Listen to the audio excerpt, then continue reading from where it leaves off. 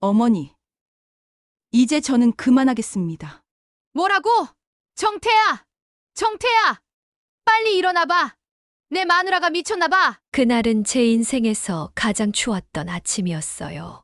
차가운 바람을 맞으며 집을 나설 때 뒤에서 들려오는 시어머니의 고함 소리가 점점 멀어졌죠. 손은 떨리고 발걸음은 휘청거렸지만 35년 만에 처음으로 제 의지대로 걸었습니다. 그렇게 저는 제 인생의 첫 탈출을 감행했습니다. 안녕하세요. 지혜의 풍경입니다. 오늘은 35년 시집살이 끝에 마침내 자신의 삶을 되찾은 한 여성의 이야기를 들려드리려고 합니다. 이야기를 시작하기 전에 구독과 좋아요, 알림 설정까지 꼭 눌러주세요. 당신의 노후가 더욱 단단해질 겁니다. 제 이름은 오명옥입니다. 올해로 60이 되었네요.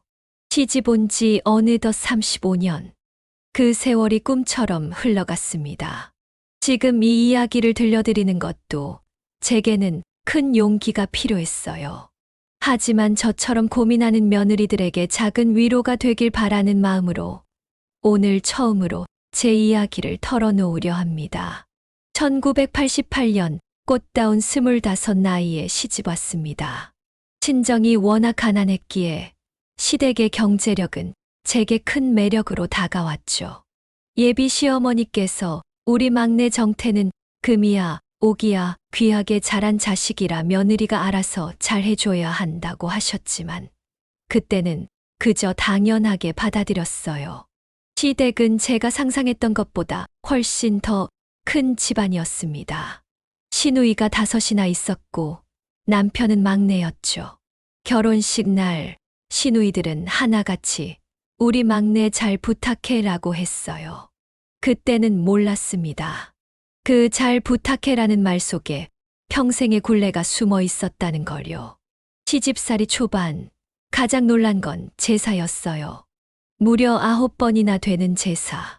거기에 명절 차례까지 더하면 한 달에 한 번은 꼭 차례상을 차려야 했습니다. 첫 제사를 맞았을 때가 아직도 생생해요. 시어머니께서 새벽 3시부터 저를 깨우셨죠. 새아가, 이제부터 제사 음식하는 법 가르쳐 줄 테니 잘 보고 배워라. 우리 집안은 대대로 장손 제사가 많아. 정태가 막내라 내가 다 모셔야 해. 그날 시어머니는 닭을 삶고 전을 부치고 나무를 묻히는 법을 가르쳐 주셨어요. 하지만 그게 처음이자 마지막이었죠. 그 후로는 이제 내가 며느리니까 알아서 해라라는 말씀과 함께 모든 것이 제 몫이 되었습니다. 시누이들은 제사 때마다 음식만 쌓아가기 바빴어요. 아이고, 올케가 워낙 솜씨가 좋으니 맡겨만 두면 되지. 라며 웃음꽃을 피우고는 했죠.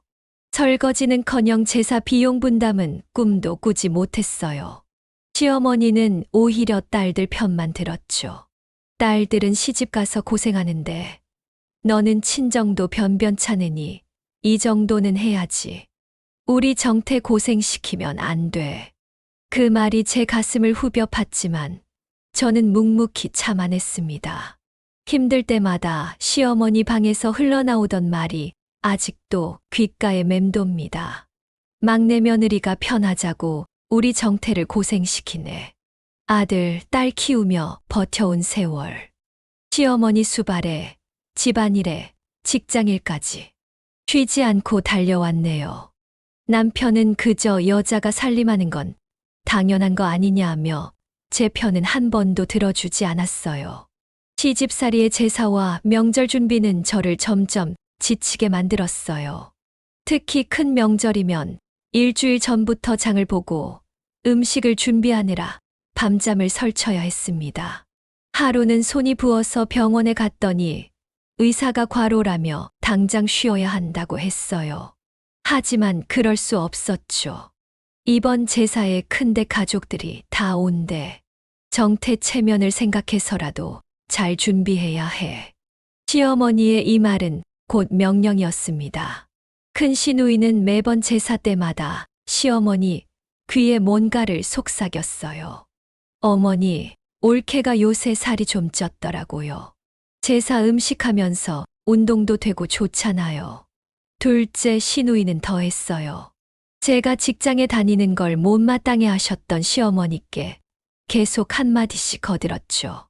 엄마, 올케가 맞벌이 한다고 제사 음식을 대충 하는 것 같아요. 정태 속이 탈 것 같아. 그럴 때마다 시어머니는 더욱 날카로워지셨어요. 명호가 내가 며느리 자격이 있긴 한 거냐? 이런 말씀을 하시면서도 제사 음식은 저보고 하라고 하셨죠. 셋째 시누이는 제사 때마다 늦게 와서 음식만 싸갔어요. 올케 나 이거 조금만 싸갈게. 우리 애들이 올케 음식을 얼마나 좋아하는데. 그러고는 한 번도 설거지를 돕지 않았죠. 넷째 시누이는 더 교묘했어요. 올케, 우리 정태가 어릴 때부터 얼마나 귀하게 자랐는데. 올케가 이 정도는 해줘야지. 이런 식으로 매번 저를 압박했죠. 막내 시누이는 결혼도 안 했으면서 저를 가르치려 들었어요. 올케, 우리 정태 좋아하는 음식은 이렇게 해야 돼요. 어머니가 그러시는데 올케가 아직도 맛을 못 냈대요. 명절이면 시누이들은 더 독했어요.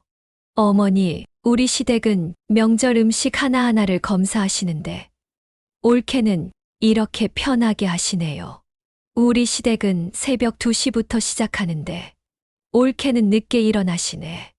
우리 시댁은 제사 때 25가지는 기본인데 이런 말들이 저를 더욱 외롭게 했습니다. 제 사상을 봐도 그래요. 저 혼자 20여 가지 음식을 준비하는 동안 시누이들은 마치 평가단처럼 저를 둘러싸고 음식을 하나하나 평가했어요. 어머, 이건 짠데 저번보다 맛이 없는 것 같은데. 남편은 이런 상황에서 늘 침묵했습니다. 가끔 제가 힘들다고 하면 오히려 이렇게 말했죠. 당신이 우리 집에 시집 올 때 이런 집안이란 거 알고 왔잖아. 그리고 우리 어머니가 그렇게 까다로운 분도 아닌데. 시집살이 10년쯤 되었을 때였어요. 남편의 회사가 부도 위기에 처했다는 소식을 들었습니다. 그때 저는 35, 아들은 초등학교 3학년, 딸은 1학년이었죠. 여보, 제가 일을 해볼게요. 마트에서 캐셔로라도 시작할 수 있대요. 하지만 시어머니는 크게 반대하셨어요. 마트 계산원이라고 정태 체면이 뭐가 되겠어. 애들은 누가 키우고 제사는 누가 지내. 그래도 저는 면접을 보고 합격했습니다. 남편의 체면을 생각해서 집 근처가 아닌 버스로 40분 거리의 마트로 갔죠.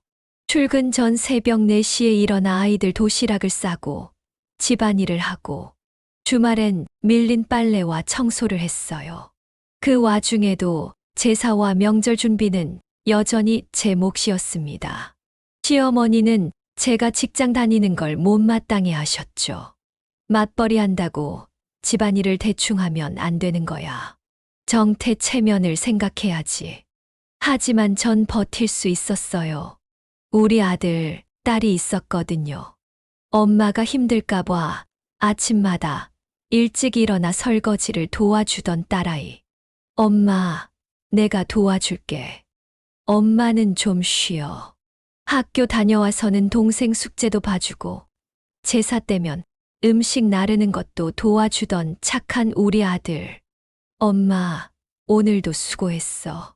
내일은 내가 일찍 일어나서 엄마 도와줄게. 아이들의 이런 모습을 보면서 저는 힘을 냈어요. 어느 제사 때였죠. 시누이들이 평소처럼 음식을 트집 잡고 있을 때 우리 딸이 조용히 말했어요. 우리 엄마가 이렇게 맛있는 음식을 해주시는데 고모들은 왜 칭찬은 안 하세요? 그때 시누이들의 표정이 어떻게 변하던지 아이들 덕분에 저는 또 하루를 버틸 수 있었습니다. 퇴근길에 몰래 눈물을 닦으면서도 아이들 생각만 하면 다시 힘이 났어요. 시어머니의 구박, 시누이들의 뒷담화, 남편의 무관심. 그 모든 것을 이겨낼 수 있었던 건 우리 아이들이 있었기 때문이에요. 이제 제 이야기의 가장 큰 전환점을 말씀드릴게요. 설날을 일주일 앞둔 어느 날이었어요. 아침부터 시장에 가서 제사 준비를 위한 장을 보고 나서야 병원에 갈 수 있었죠. 병원 대기실은 한산했어요. 다들 설 준비로 바쁠 시간이니까요. 저도 빨리 검사 결과만 듣고 가야겠다고 생각했는데 의사 선생님의 표정이 심상치 않았어요. 오명옥님, 조직검사 결과가 나왔습니다. 갑상선에서 암세포가 발견됐어요. 크기로 봐서는 수술이 시급합니다. 순간 정신이 아득해졌어요. 제 귀를 의심했죠. 선생님, 혹시 착각하신 건 아닌가요? 아니요. 여기 검사 결과를 보세요. 암세포가 확실합니다. 되도록 빨리 수술하는 게 좋아요. 떨리는 손으로 검사지를 받아들었어요. 그동안 느꼈던 피로감, 목의 불편함이 단순한 피로가 아니었던 거죠. 집으로 돌아오는 길이 참 멀게 느껴졌어요. 어떻게 이야기를 꺼내야 할지, 설날은 어떻게 해야 할지, 머릿속이 복잡했죠. 현관문을 열자 설 준비로 와 계시던 시어머니의 목소리가 들렸어요. 아이고, 큰집 며느리한테 전화 왔더라. 이번 설에는 식구들이 다 온대. 장은 봤니? 어머니, 제가 병원에 다녀왔는데요. 그때였어요. 근처 사는 큰 시누이가 들어오면서 말했죠. 어머, 옳게 왔어요? 내가 시장 가는 길인데 뭐 필요한 거. 갑상선암이래요. 제 말에 집안이 조용해졌어요. 뭐라고? 갑상선암? 네. 의사 선생님이 수술을 빨리. 아이고, 착한 암이라면서. 설날도 코앞인데 무슨. 시어머니의 말씀에 눈물이 났어요. 큰 시누이는 마치 기다렸다는 듯 말했죠. 옳게 우리 동네 최 씨도 그거 걸렸다가 금방 나았어. 설 지나고 해도 되지. 퇴근하고 돌아온 남편도 상황을 듣더니 여보, 수술이 그렇게 급해. 설 지나고. 순간 가슴이 찢어지는 것 같았어요. 그동안 참아왔던 모든 것들이 한꺼번에 올라왔죠. 우리 딸이 눈물을 글썽이며 아빠한테 소리쳤어요. 아빠, 엄마 건강이 먼저예요. 설날이고 뭐고 다 필요 없어요. 아들도 떨리는 목소리로 할머니께 말씀드렸죠. 할머니, 엄마 수술부터 하시면 안 돼요. 제사는 제가. 하지만 시어머니는 단호하셨어요. 너희가 뭘 알아. 제사는 며느리가 지내야 하는 거야. 그 순간 제 마음속 무언가가 확 끊어졌어요. 35년 동안 참아왔던 모든 것이 한순간에 무너져 내렸습니다. 새벽 4시 저는 조용히 일어났어요. 마음은 이상하리만큼 평온했어요. 작은 가방에 옷 몇 벌을 챙기기 시작하면서 이번엔 정말 달랐어요. 서랍 깊숙이 넣어둔 제 통장도 꺼냈습니다. 시계는 어김없이 새벽 5시를 가리켰어요. 늘 이 시간이면 아침밥 준비를 시작했는데 오늘은 달랐죠. 더는 물러설 수 없었어요. 거실로 나오는데 시어머니가 계셨어요. 늘 그러셨듯 새벽부터 일어나 계시더라고요. 예, 어디 가는 거야? 처음으로 시어머니 목소리에 대답하지 않았어요. 떨리는 다리로 현관문을 향해 걸었죠. 어머니, 이제 저는 그만하겠습니다. 뭐라고? 정태야, 빨리 일어나봐. 내 마누라가 미쳤나봐. 남편도 부엌으로 뛰어나왔어요. 잠옷 차림 그대로였죠. 여보, 어디 가려고?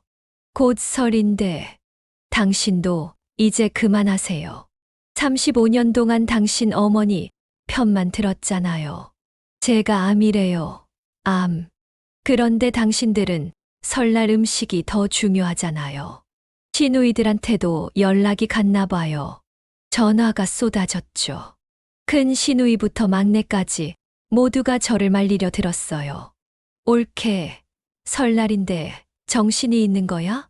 큰 집 식구들은 어쩌고. 언니, 우리 정태 좀 생각해요. 체면이 있잖아요. 올케, 재산은 어쩌고. 우리 어머니 마음은 생각 안 해요. 전화를 모두 꺼버렸어요. 어디로 갈지는 생각해 두었죠. 시내에 있는 호텔이었어요. 평생 처음으로 저 자신을 위해 쓰는 돈이었어요. 택시를 타고 가면서 뒤돌아보지 않았어요. 새벽 공기가 차가웠지만 이상하게도 마음은 따뜻했어요. 호텔에 도착했을 때는 아직 이른 시간이었어요. 죄송합니다만 체크인이 아직. 괜찮아요. 로비에서 기다리면 되죠. 호텔 로비 소파에 앉아 있으니 이상한 기분이 들었어요. 달콤한 커피 향이 났고 클래식 음악이 흘렀죠. 35년 만에 처음으로 느끼는 자유였어요. 늘 남편과 시댁을 위해 살아왔는데 이제는 제가 선택한 길을 걸어보고 싶었어요. 창밖으로 보이는 도시의 모습이 낯설었어요. 이 시간이면 항상 부엌에서 찬거리를 준비하고 있었는데 처음으로 아침 해가 뜨는 걸 여유롭게 바라볼 수 있었죠. 눈물이 났어요. 하지만 이번엔 달랐어요. 서러움의 눈물이 아닌 새로운 시작을 위한 눈물이었죠. 창밖에 아침 해가 밝아오면서 제 인생에도 새로운 빛이 들어오는 것 같았어요. 호텔 방에서 맞이하는 아침은 평화로웠어요. 창밖에 내리는 눈을 바라보며 처음으로 여유를 느꼈죠. 전화기를 끈 채 조용히 차 한 잔을 마시고 있었어요. 한편 시댁은 아침부터 발칵 뒤집혔대요. 나중에 아이들에게 들은 이야기인데 시어머니가 부엌에서 큰 소리로 울음을 터뜨리셨다고 해요. 이게 무슨 일이야, 설날에. 설날에. 큰 집 식구들은 어쩌라고. 시누이들은 누구 하나 나서지 않고 서로 눈치만 보면서 수군거렸대요. 이제 어떡하지? 올케가 하도 잘해서 우리는 해본 적도 없는데. 언니, 떡은 몇 되나 해야 하는 거예요? 저는 무슨 기름으로 부쳐야 하나? 어머, 나물은 어떻게 무치는 거야? 시어머니는 큰 집에 전화를 걸어 상황을 설명하셨대요. 그러자 큰 집도 깜짝 놀라 제사 음식은 맡을 수 없다며 발을 빼더래요. 결국 시어머니와 시누이들이 부엌에 모여 어설프게 음식을 시작했지만 아니, 이렇게 하는 게 아닌데. 올케는 이런 양념 안 했는데. 엄마, 이것 짜요. 올케는 이렇게 안 했는데. 남편은 방에서 나오지도 못하고 안절부절 못했대요. 시어머니는 아들 방문을 두드리며 소리쳤죠. 정태야, 너는 뭐 하고 있어? 너 마누라가 도망갔는데. 그때 우리 딸이 할머니 앞에 서서 말했대요. 할머니, 엄마가 도망간 게 아니에요. 다들 엄마한테 너무하신 거예요. 암이란 말도 꺼내기 힘들었을 텐데. 설날 음식이 더 중요하다고 하시면 어떻게 해요? 아들도 가만히 있지 않았죠. 아빠, 이제라도 엄마 편 좀 들어주세요. 고모들도 이제 도와주셔야죠. 엄마 혼자 다 하게 하니까 이런 일이 생긴 거잖아요. 시댁의 설날은 그렇게 혼란 속에 빠져들었대요. 저는 그 모든 소식을 모른 채 창밖에 하얀 눈을 바라보며 35년 만에 첫 휴식을 즐기고 있었답니다. 설날 사흘째 되는 날 마침내 전화를 켰어요. 그동안 쌓인 메시지들이 물밀듯이 들어왔죠. 그 중에 남편의 문자가 눈에 띄었어요. 여보, 당신 말이 맞았어요. 이제야 알겠어요. 당신이 얼마나 힘들었는지.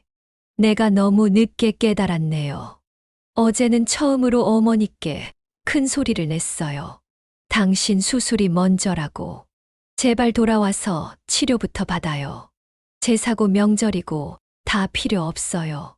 시어머니도 문자를 보내셨더군요. 며느라, 미안하다. 내가 너무 독했지. 이번 설에 내가 없으니 얼마나 힘든지 알겠더라. 수술부터 하자. 내가 잘못했어. 아이들은 매일 상황을 전해줬어요. 시누이들이 처음으로 제사상을 차려보려다가 실패했대요. 결국 음식 대부분을 사와서 차례를 지냈다나 큰 집 식구들도 오지 않았대요. 호텔에서의 휴식은 제게 특별한 시간이었어요. 아침에 일어나 창밖 풍경을 보고 따뜻한 차를 마시고 책도 읽고 35년 만에 처음으로 제 시간을 가져본 거예요. 퇴실하는 날 병원에 가서 수술 날짜를 잡았어요.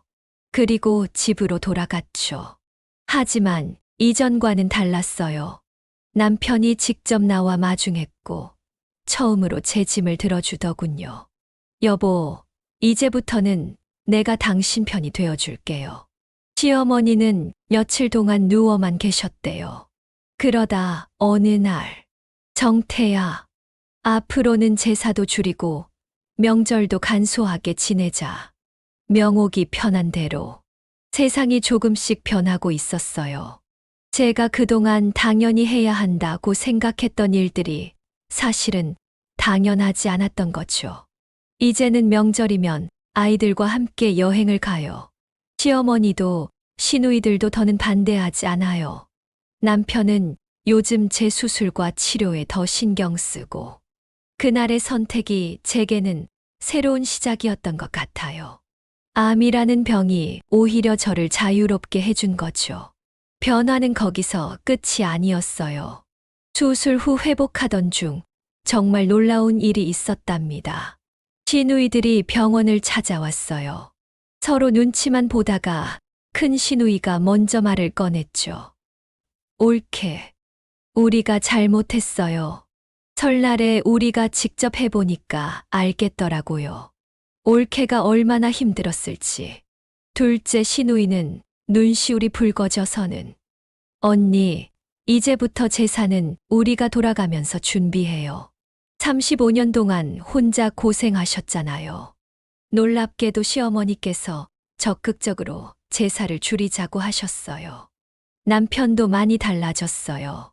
병원에 가야 하는 날이면 늘 휴가를 내고 병원에 동행했죠. 처음으로 남편의 손을 잡고 병원 복도를 걸었어요. 여보, 미안해요. 이제 알겠어요. 당신을 위한 삶을 살아야 한다는 걸. 우리 가족의 일상도 달라졌어요. 주말이면 아이들과 가까운 곳으로 여행을 다녀오고 맛있는 것도 먹으러 가고 이제는 제사 때도 다들 한마음이에요. 시누이들이 먼저 나서서 음식을 준비하고 설거지도 도맡아 하죠. 옳게, 이제는 우리가 할게요. 옳게는 쉬세요. 암이란 병이 찾아온 건 분명 불행한 일이었죠. 하지만 그 덕분에 우리 가족은 진짜 가족이 되어가고 있어요. 그 일 이후 우리 가족의 모습은 완전히 달라졌어요. 그날의 제 선택이 우리 가족의 오래된 틀을 바꿔놓은 거죠. 가장 큰 변화는 제사였어요. 이제는 직계 조상님 제사만 지내요. 다른 제사는 모두 기제사로 바꾸고 간소하게 준비하죠. 시누이들도 이제는 서로 돌아가며 음식을 준비해요. 명절도 달라졌어요. 더 이상 며느리 혼자 며칠씩 준비하지 않아요. 며느리, 시누이 할 것 없이 다 같이 준비하고 치우죠. 시어머니도 많이 바뀌셨어요. 이제는 아들, 며느리 구분 없이 대하세요. 얼마 전에는 제가 친정에 가고 싶다고 하니까 오히려 먼저 가보라고 하시더라고요. 남편은 더 많이 달라졌죠. 이제는 제 치료가 최우선이에요. 병원에 갈 때면 꼭 동행하고 집안일도 솔선수범해서 도와줘요. 시누이들도 이제는 서로 돕고 살아요. 명절이면 각자 잘하는 음식을 나눠서 준비하고 설거지도 함께 해요. 옛날처럼 음식을 트집 잡는 일도 없어졌죠. 우리 아이들은 더 자주 찾아와요. 예전에는 명절에만 오던 게 이제는 주말마다 와서 엄마 아빠와 시간을 보내죠. 무엇보다 가장 큰 변화는 서로를 이해하게 된 거예요. 당연한 거지라고 여겼던 일들이 사실은 하나도 당연하지 않았다는 걸 이제는 모두가 알게 됐죠. 오늘 오명옥님의 이야기를 통해 우리가 얻을 수 있는 소중한 지혜를 나누고 싶습니다. 첫째, 당연한 것은 없다는 거예요. 35년 동안 당연하게만 여겼던 며느리의 희생. 하지만 그건 결코 당연한 게 아니었죠. 가족이란 서로를 이해하고 배려할 때 비로소 완성되는 것이랍니다. 둘째, 때로는 아니오라고 말할 수 있는 용기가 필요해요. 제가 그랬듯 한 걸음 물러서는 게 때로는 앞으로 나아가는 길이 될 수 있답니다. 침묵이 평화를 가져다 주는 게 아니라 때론 당당한 거절이 진정한 평화를 만들어내죠. 셋째, 변화는 결코 늦지 않았다는 거예요. 35년이란 세월이 흘렀지만 우리 가족은 변했어요. 시어머니도 남편도 시누이들도 모두가 달라졌죠. 진심 어린 사과와 반성이 있다면 어떤 관계도 새롭게 시작할 수 있답니다. 여러분이라면 어떻게 하셨을까요? 암 진단을 받고도 명절 음식을 강요받는 상황에서 35년 만에 처음으로 나를 선택한 오명옥님의 결단. 여러분의 생각이 궁금합니다. 댓글로 여러분의 이야기를 들려주세요. 우리의 작은 이야기가 모여 더 큰 지혜가 될 수 있으니까요. 지혜의 풍경에서 여러분의 이야기를 기다리고 있을게요. 구독과 좋아요, 그리고 알림 설정 잊지 마세요. 여러분의 작은 관심이 누군가에게는 큰 위로가 될 수 있으니까요. 지혜의 풍경이었습니다. 고맙습니다.